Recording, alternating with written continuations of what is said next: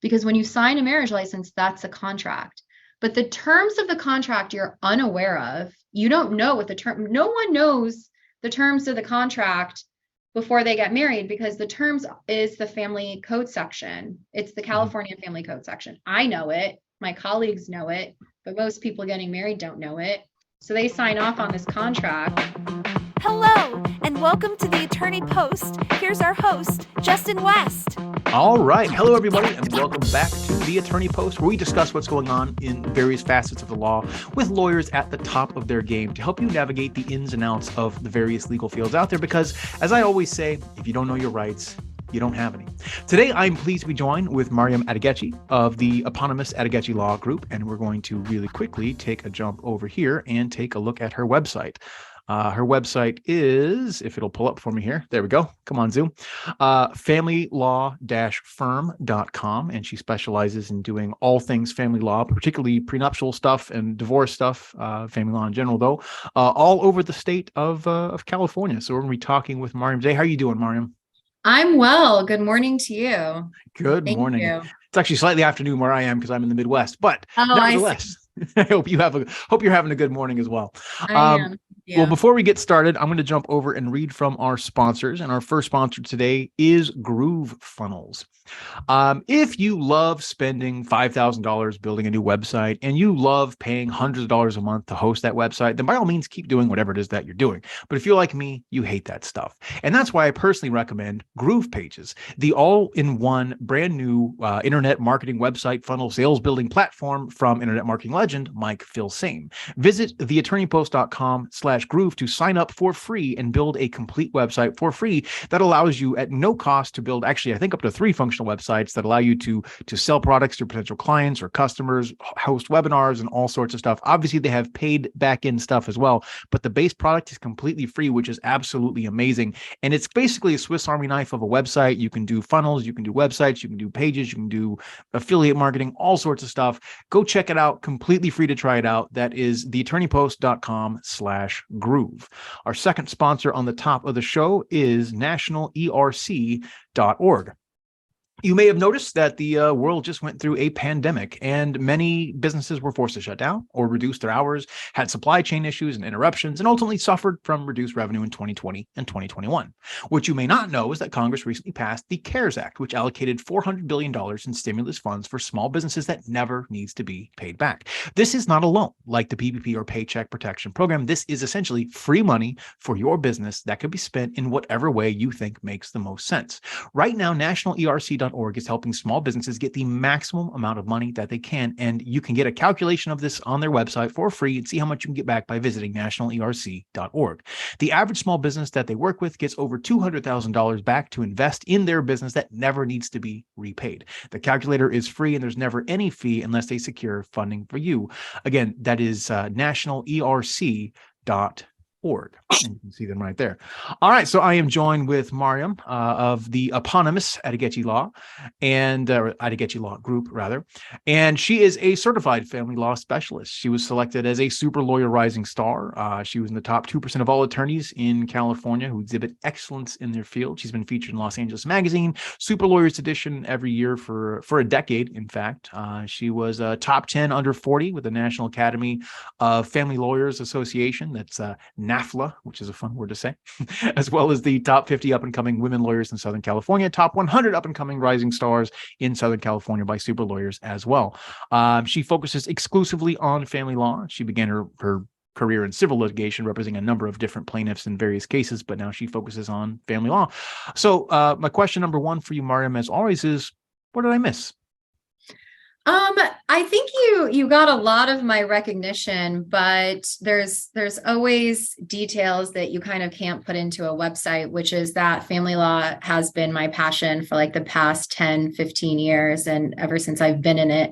So I think all of my recognition and my awards and everything tend to come from all of the work that I've put into it and all the hard work that I've put into my career.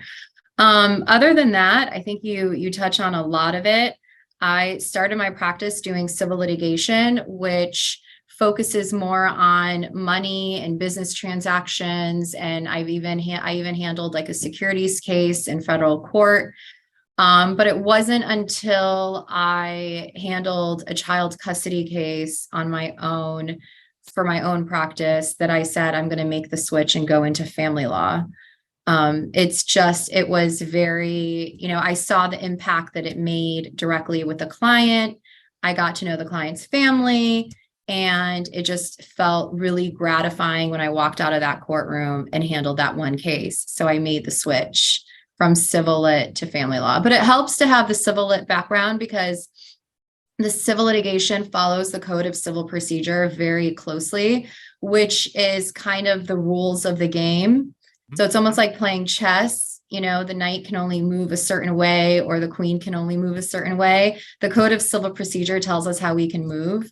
And so when you handle civil litigation in depth, you get to know the Code of Civil Procedure inside and out, which really gives you an edge. So, and you can bring that over into family law because family law has to follow the Code of Civil Procedure, although they don't follow it as closely as they do in civil litigation. So, yeah. Gotcha. That makes a lot of sense. Yeah. Well, let me ask you this, because you're bordering on the next question already in some of the things you're saying, but can you give me a short pitch for your firm? Tell me who your ideal client or clients are. Tell me your ideal services, who you serve, where you serve, et cetera. If I was stuck in an elevator with you for 35 seconds going up, what would you tell me about your firm? Sure. So I serve families, primarily a lot of families in Southern California that have kids and they're looking to get divorced. They need a custody schedule. They need to figure out how to divide their household into two. They have usually a high to mid net worth, meaning that, I've had clients that have 40 million, 50 million, 60 million in marital estate down to, less than $1 million. But generally speaking, it's mid to high, and they're looking to get divorced. They want someone who will work very closely with them. I work very closely with my clients, and we get the case resolved in what we would determine to be in the best way when it comes to custody. So I really talk to my clients closely, determine the facts, and get a custody arrangement figured out. I do also come into cases a lot when I see when a client's been bullied by the other side, and I tend to go in and kind of be like the force of power to push back and get an even playing field. So I do sub into a lot of cases where people feel like they're being mistreated by the other side and they need to level out that playing field.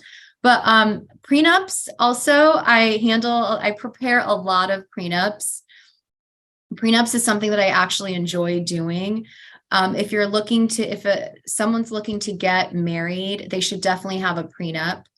The reason for that is because when you sign a marriage license, you are actually signing a contract where the state of California fulfills the terms of the contract. But with a prenup, you're saying, hold up, state of California, I want to draft my own. I want to put my own terms in here. So we can talk about prenups a little bit more later, but it's, my practice is not exclusive to people who are getting divorced. It's also for people who are getting married as well, and they want a prenup, which is becoming really popular these days. That makes a lot of sense. I think we'll definitely dig into the prenuptial stuff later. I've actually got some questions about that, so I'd love to kind of pick your brain on that here when we get going. Okay. But let me ask you a little more playful question at first. Why law? Did you always know? Were you the little girl that when everyone else was playing house, you were playing attorney? Did you have lawyer Barbie, or did you just kind of stumble across this? What got you into law? And then you already told us a little bit what got you into family law, but what got you into practice? So it goes way back to when I was a kid, and I would pretend like I was this like businesswoman or something, and I just knew that I wanted to go into. I didn't know at that time. I mean, I'm going back really young, but then when I was in high school, I joined the debate class, and I was just up front and center debating on every issue, like gave my opinion, debated back. I put up a good fight, and my high school teacher pulled me aside and said, you need to go be a lawyer. And I just thought to myself, how cool would that be if I had become a lawyer?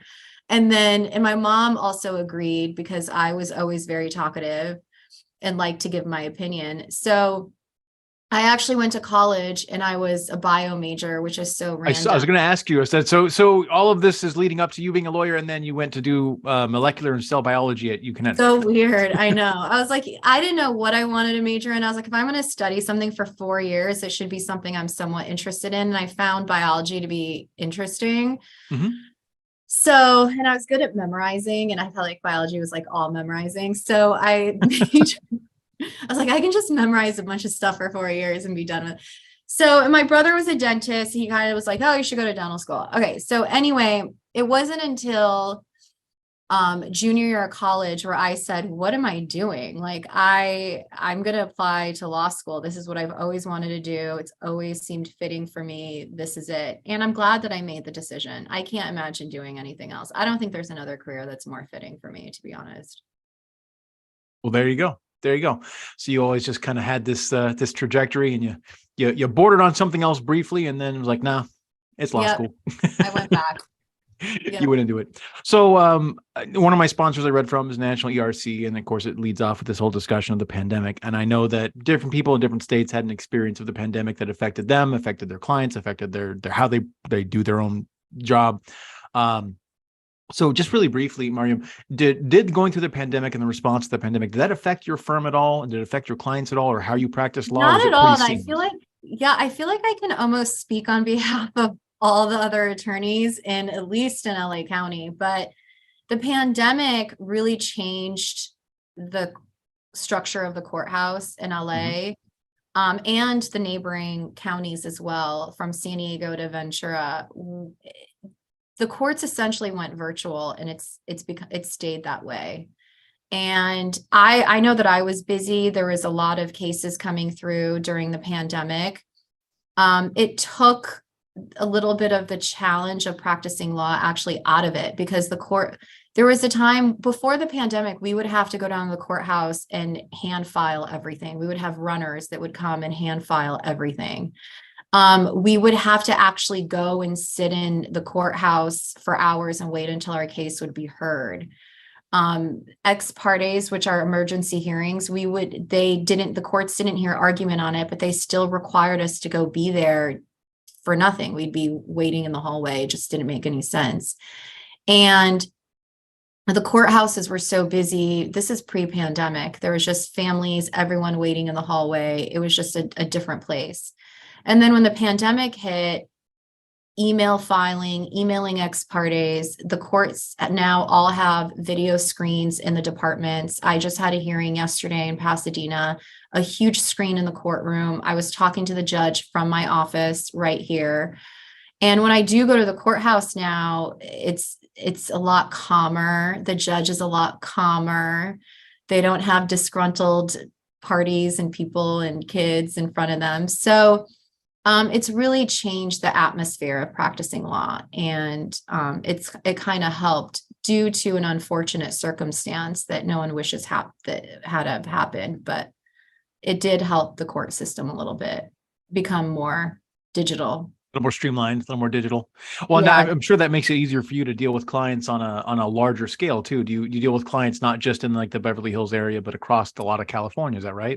Yeah. So I've had clients up north and even central, Kern County down to San Diego. It has made it a lot easier. I know that some courthouses are strictly virtual, like Orange County. So you don't need to be physically present anywhere anymore, not even at the court. So I can just Zoom with clients. They can email me. Email is the best way to get a hold of me anyway. And I can just, we can represent all throughout the state of California. So yeah. Gotcha. Do you think it'll ever go back to the old way, or do you think this new digital thing No is here to way. stay? They've invested so much money into this, and it's so convenient. It's so efficient that there would be no reason to go back to an antiquated way. We need to be less efficient, guys. Let's get rid of all this good stuff. All this good stuff. And the judges like it. They encourage us to appear remotely. They want to be comfortable as well. Appearing. And now you have to picture all the judges in their boxers, right? Yeah, robe and boxers on underneath. Of course, with the robe, I guess maybe they're always in their boxers anyway. You never know. Yeah, I don't think they get the luxury of just wearing whatever they actually want to court. They just put the robe on. Yeah. Well, let me we'll get a little more specific here in a minute about the prenup stuff, but let me ask you another question. You've been practicing law for a better part of a decade, a little bit longer than, and I'm sure, Maryam, you've had some successes and some failures in your practice of law. Everybody does. I'm a firm believer, and my listeners know that no failure is really a failure as long as you learn from it. So one of my hardest questions I ask my guest is this, and you've been warned that this will come, right? Can you tell my listeners about a time in your practice of law where you had something you'd consider a failure? But of course, it's only a failure if you don't learn from it. So what did you learn from it, and how do you carry that forward to make sure it doesn't happen again, or to help your clients, et cetera? Gosh, I would have to think that, I spent a lot of time, I did spend some time thinking about this, and I over prepare on my cases. I can't think of a case where I would consider it a failure. So I don't think it applies to that. But I think just being more picky with the cases that I do take. I do have to be picky. I mean, this is a two-way street. And the case would have to be one where I could devote as much time as it absolutely needs. And there's some cases that require a lot more time and attention than others. And it's really important during that initial consultation to gauge the amount of time that it would require, because it can really put a firm at max capacity overnight. With the amount of paperwork that's involved. I mean, you have to realize that we write more than we actually argue in court. And all of that requires so much time and work. And so you shouldn't never take a case that would really put other cases on the back burner. So it'd really just be that. But I honestly and I know, hey, I would be the first one to say this was a failure. I really messed up here or there, but going back on all of my cases, I can't really think of a huge failure. It was really not picking the right cases that I've really learned from. Gotcha. Well, there you go. If you need an attorney that has few failures except for being over prepared, I guess you found the right guy. Or overworked. I think I'm trying to say overworked. I don't ever want to go back to that again. There's some cases that really require just too much. Yeah. Gotcha. Well, let me ask you the flip side of that coin, though. Is there a particular instance in your practice of law that you're very proud of? Is there a feather in the proverbial cap when you think of, I've really made a difference in somebody's life, or I'm really proud of how this case turned out? Oh my gosh, there's so many. I mean, why don't you give us one or two? But it really comes down to those custody cases. And again, I overwork, I over prepare. It's being up all night trying to figure out how to best present a case at trial, and subpoenaing the right witnesses, possibly subpoenaing the child's school and having the administrator of the school come testify as a witness, which I've done before, and then getting a client the custody that he or she deserved in that case, which was an equal timeshare when there were these false allegations made. It really comes down to those custody cases. But, every case that I look back on, it really requires a lot of dedication to figure out how to overcome problems. I think practicing law is more problem solving than anything. And it requires a lot of creativity. It requires a lot of strategy, and it requires a lot of preempting the other side. And I look back on it, I think I've handled it all pretty well. So, but yeah, it's always those custody cases. Gosh, I mean, there was another custody case where we were in trial over a course of 8 months. I mean, not every day 8 months, but it dragged on for 8 months, and it was a move away case. It was really difficult. It was really contentious. My client got to move and she got sole custody. Divorce cases, it's the assets and all of that. I handle a lot of high asset clients, and a lot of that is bringing in the right forensic accountants, the right experts most of the time those cases have settled out, but it really, I look back on it, I think it's really the custody cases. Okay. I mean, that makes a lot of sense. I mean, it's where you're directly impacting the most people. So I could definitely see that making a big difference. I don't know if you've ever had cases where you've had a kid in a dangerous situation or something. I'm sure that comes up I at least have. sometimes. I Yeah. have, and I've gone in on emergency hearings and gotten the child out of that house and out of that situation on an emergency, and the court has granted it. And that takes a real emergency. Everyone thinks their case is an emergency, and it's not. But every so often one does come up. There's like it, and really those ones come by maybe once or twice in a decade. But yeah, for me, maybe it comes by more often for other people. But I think for the most part, I've had somewhat good, reasonable families that have a difference of opinion. Gotcha. So I'm going to dig into the prenup stuff here in a second, but I actually have a question that's going to get us there tangentially. And my wife and I didn't file a prenup, though we have a very traditional view of marriage. I don't expect to ever divorce my wife, et cetera. We come from that sort of a background.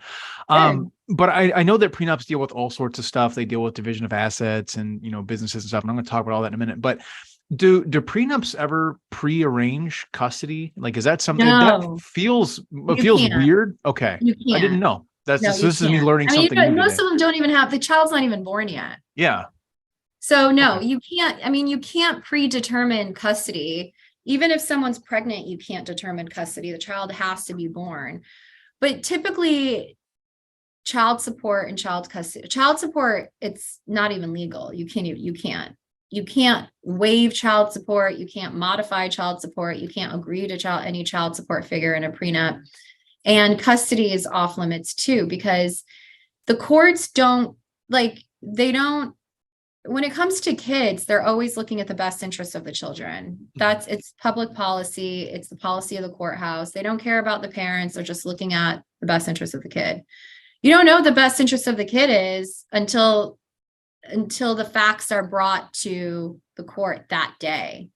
So what could be the best interest of a child 1 month would be entirely different, maybe 6 months down the road. And it's always changing. The courts are always changing custody around to make sure that it always suits the best interest of the child. So you don't know what the best interest of the children would be 10 years before the custody arrangement, right? Yeah. Child would be a different age, different circumstances, different needs. Yeah.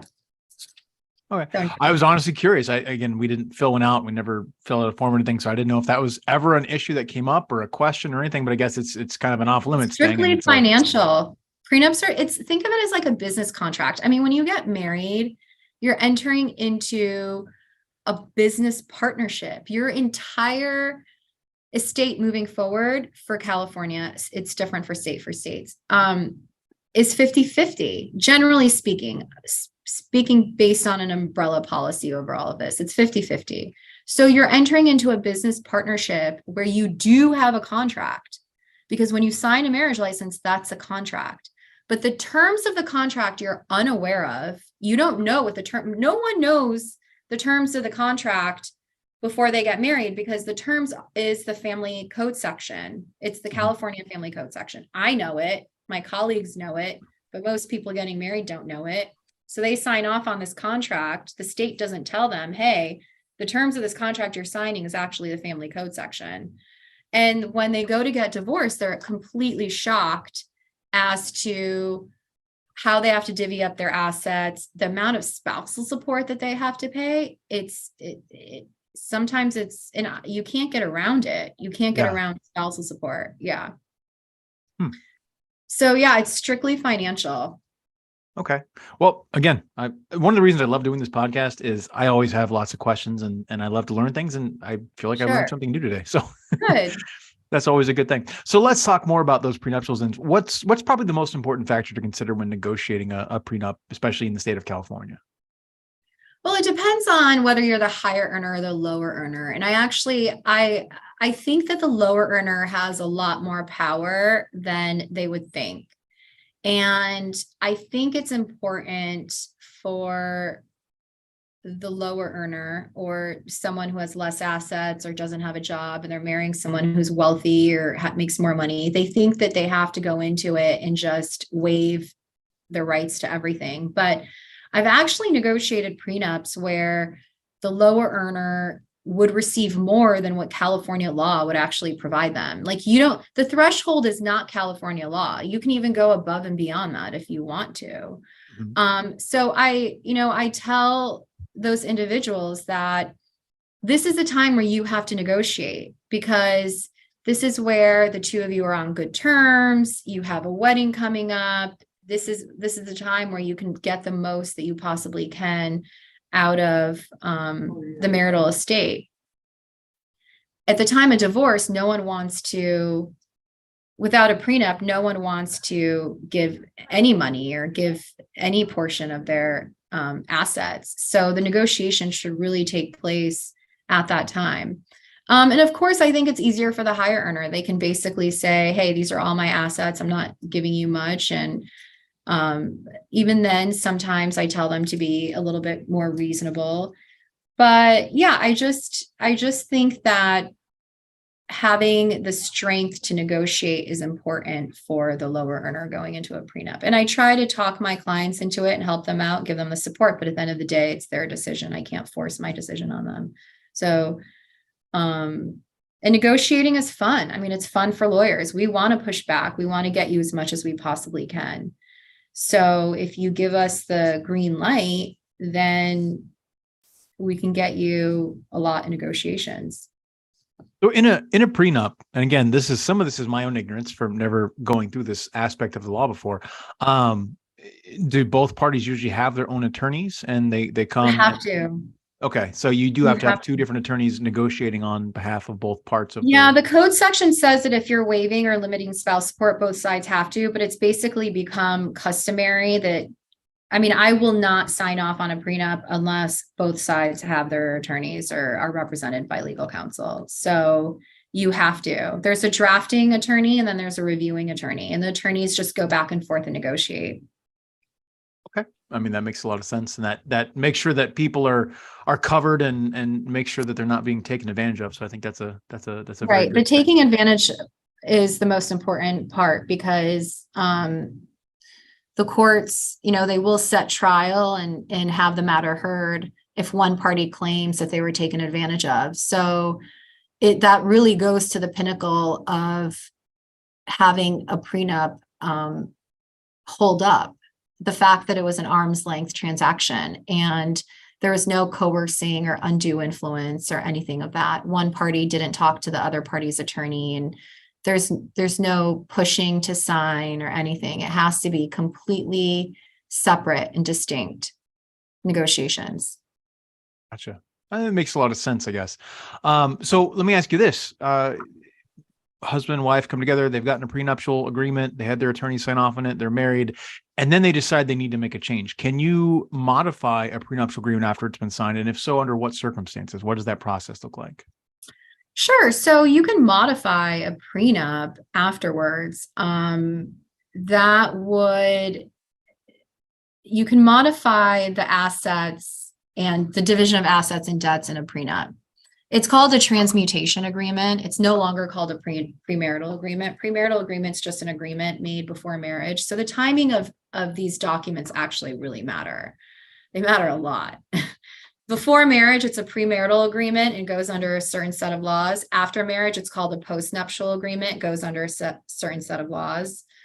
Depending on what it is that they want to change, you can change it. But I would caution someone, because when you get married, you have a fiduciary responsibility towards your spouse. So there's a higher burden, a higher bar after the marriage takes place, where you have to engage with each other in the utmost duty of loyalty and care that comes under fiduciary. So it depends on what the change is.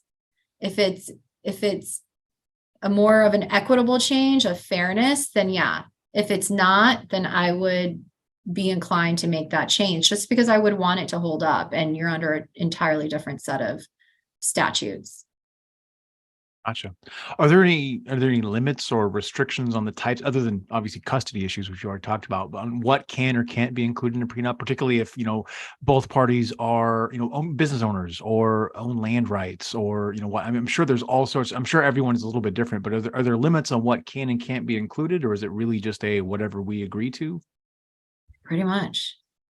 I mean, I tell people that, the property and the division and all of that, it's good to go. The courts don't care. I mean, you can say, hey, all these assets are mine. All my income is going to be mine during marriage. Anything that I acquire during marriage is going to be mine. Any debt that I accrue is going to be mine. I mean, those are actually common type of prenups where we're going to get married and everything's going to be separate and it's going to belong to each of us and we each walk away.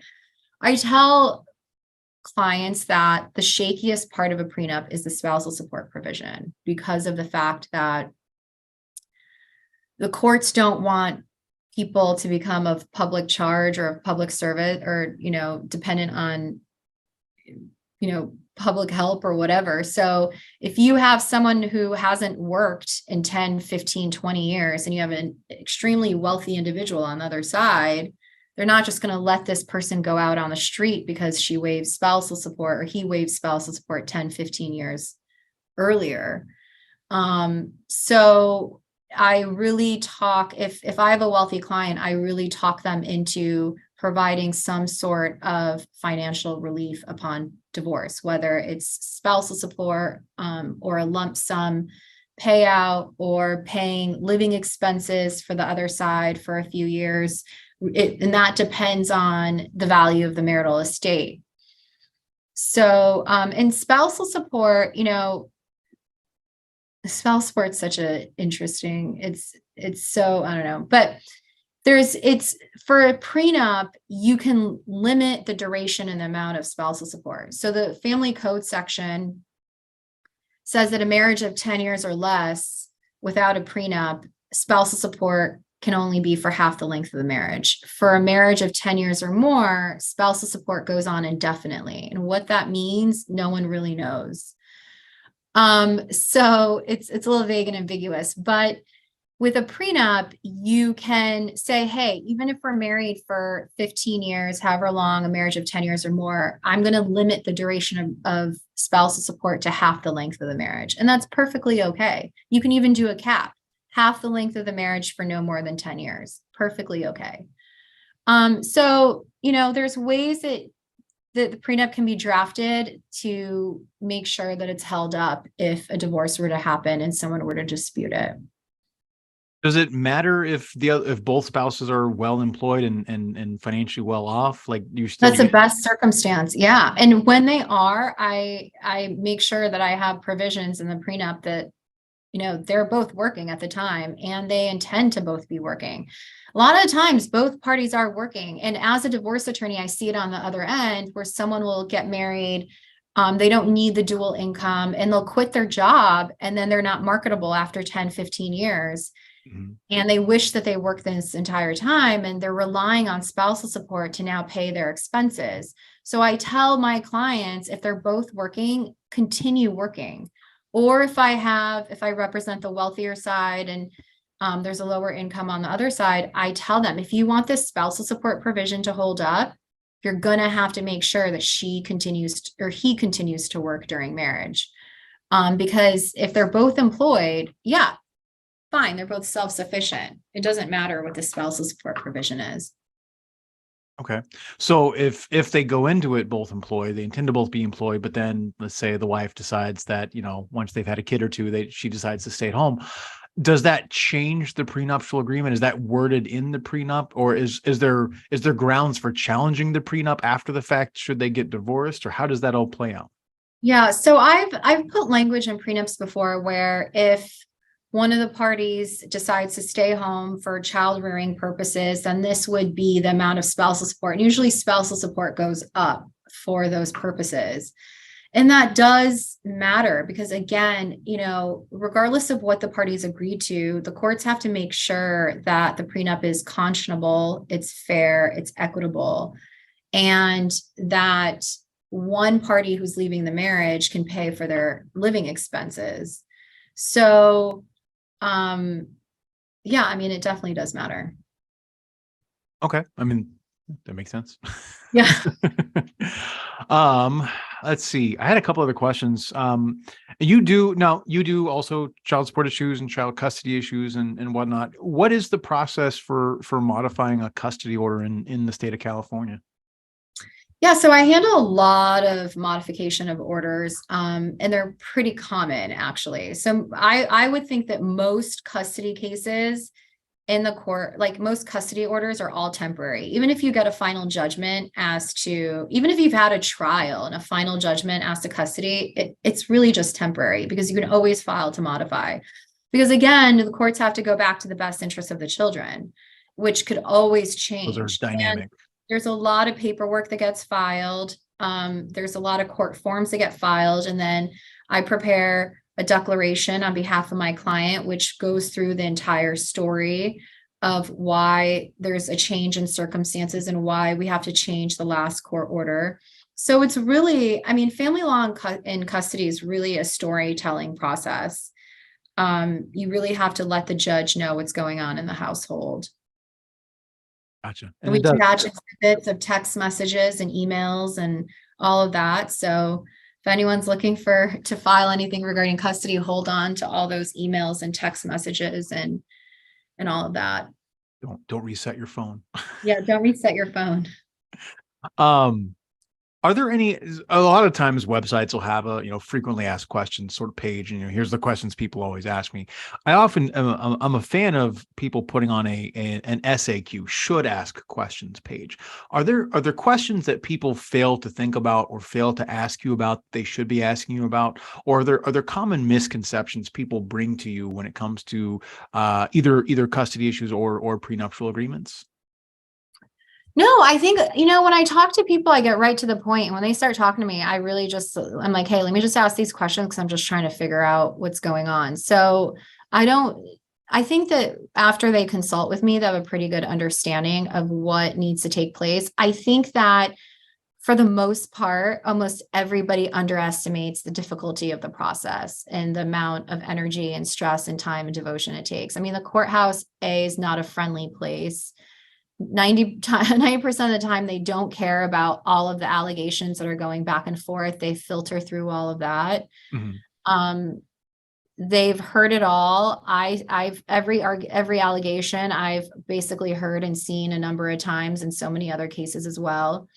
The courts just want to get right to the point. But for the most part, most of my clients turn to me and are like, I had no idea like the process would be this difficult and long and all of that. And, we're doing a lot of restraining orders right now, and those are trials that take place in 2 weeks. And, there's a lot of evidentiary hearings. And I think people don't realize that family law, we do have a lot of trial work in it. It's like you have to take the stand and go through direct examination and cross-examination and all of that through evidentiary hearings and restraining orders. And I don't think people realize that part of it. I don't know what they think we do when they first come in for a consult. They think we just write a bunch of letters, I think, and then get You're just a very high-powered, high-paid Dear Abby. letter. Yeah, dear Abby. And then, Well, yeah. go ahead. Yeah, and then they learn quickly and then they become familiar with the process. So That's awesome. Well, we are talking about prenuptial agreements, particularly in the state of California, as well as custody and marriage, divorce issues, and all sorts of stuff with Maryam Atighechi. Again, Maryam is the brains behind Atighechi Law Group. You have a partner there, though. Is that correct? well, she's off on her own. She has her own firm too. So not Oh, really. that's right. That's right. I'm pretty much solo at this point. We did discuss that the other day. I Which forgot is fine. I mean, solo works for me. I take a limited number of cases. So, and again, I put everything into it, but it just works for me. Gotcha. Well, that makes a lot of sense. Well, this is her site again, and here in a minute, we're going to read from another sponsor, and then we're going to come back and ask you the closing questions. I've been really appreciative of the time you've given us, and I think again I've learned things, and I always value any conversation where I learn things. So in a minute, I'm going to ask you my two famous questions that my listeners know. Question number one is, if you can go back in time to a young Maryam and give her some advice, what would you give her? Other than, of course, hey, buy a lot of Bitcoin, trust me, and hold till like 60K, right? But I don't need that advice, but and then the other I question. love my Bitcoin, so I'm a huge Bitcoin fan. Question number two would be, if you could change something in the law, what would you change and why? It could be a big law, it could be a little law, but if I give you my magic pen that can strike a law from the books, edit a law, or add it in, what would that be? Before we do that, though, again, link in the description below, familylaw-firm.com. It's a pretty simple and catchy URL there. And of course, if you need to talk to a family law attorney, you are in the state of California, Maryam seems like she's a great resource. You can also call her at 424-600-2731. All of that will be in the description below. So if you guys are listening or watching this wherever you are, please feel free to check that out. Our last sponsor is my own company. There's my smiling face. This is Rank with News. If there was a guaranteed way to get your law firm or your business featured in major national publications like Yahoo News, Forbes, Bloomberg, Reuters, and others, and see those articles rank locally sometimes in under 24 hours for major competitive keywords that people were looking for, what else would you need to know? Rank with News is simply the most powerful way to hit page one in under 2 weeks safely, organically, and quite often permanently. This is essentially guaranteed SEO, or SEO on steroids. It's ranking quickly and it sticks very, very quickly. Visit rankwith.news to learn more and book a time to speak with me or one of our associates that we have available to figure out what we could do to feature your firm or your business in national 8-figure traffic sites that, again, can launch you to page one in a matter of hours and help you dominate your local marketplace. Again, that's rankwith.news. As always, link in the description down below.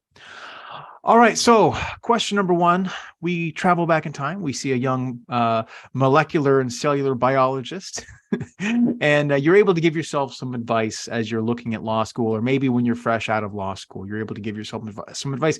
What advice would you give yourself, Maryam, and why?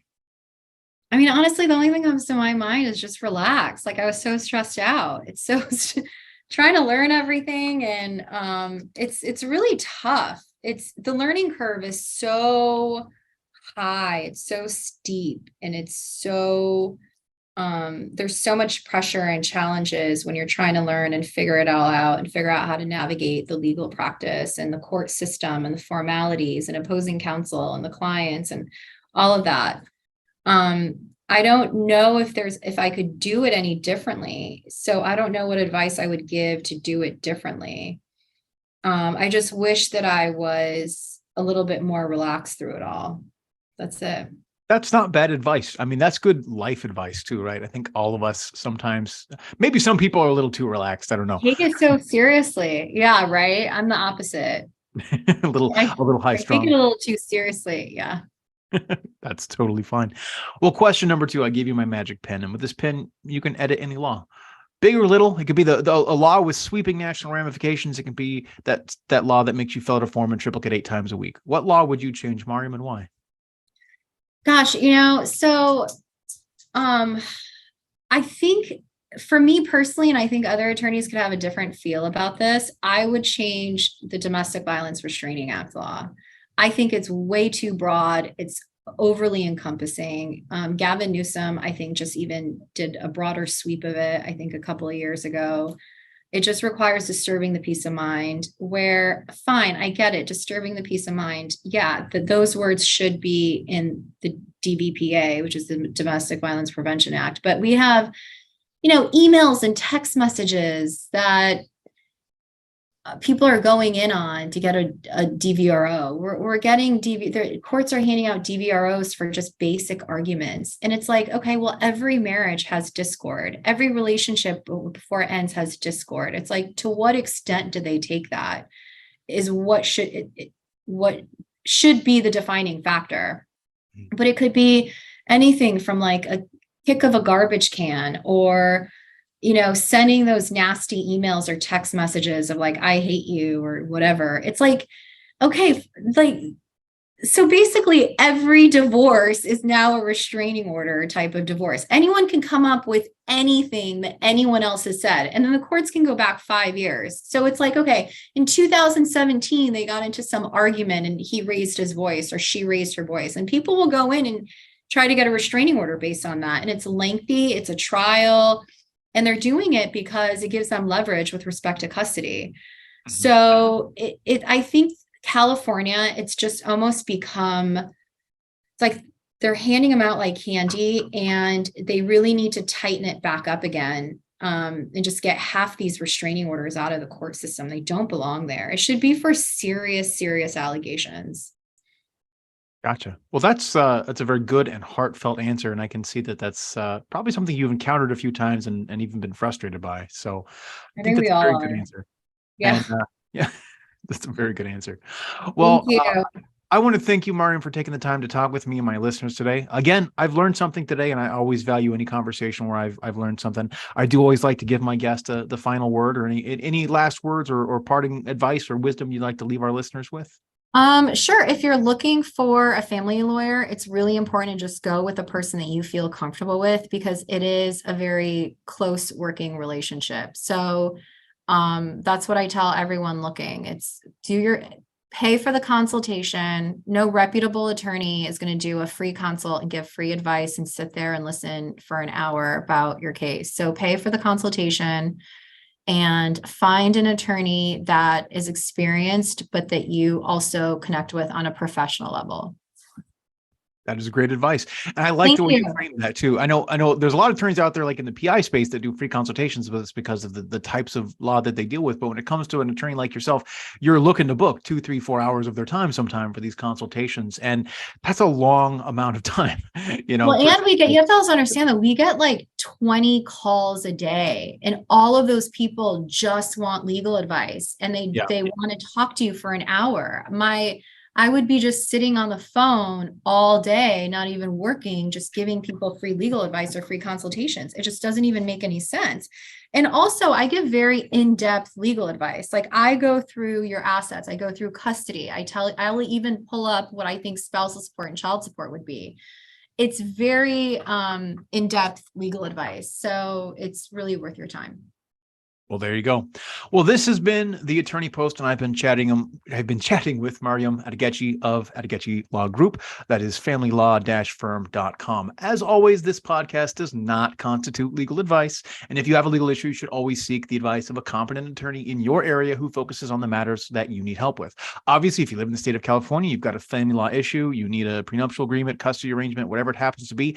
I can say after this conversation, Maryam seems like she has a great head on her shoulders and will be a wonderful resource for you. So as always, her links are in the description down below. That being said, again, this is the Attorney Post. If you are listening to this on YouTube, we always appreciate a like, a subscribe, and a share. If you're listening to this on Apple, iTunes, Spotify, Stitcher, whatever it happens to be, a rate, a comment, a star, whatever it is they let you do on there is also great, and a share is always appreciated. And until next time, this is Justin West reminding you, if you don't know your rights, you don't have any. Thanks for listening, guys, and bye-bye. Bye. Thank you. Absolutely.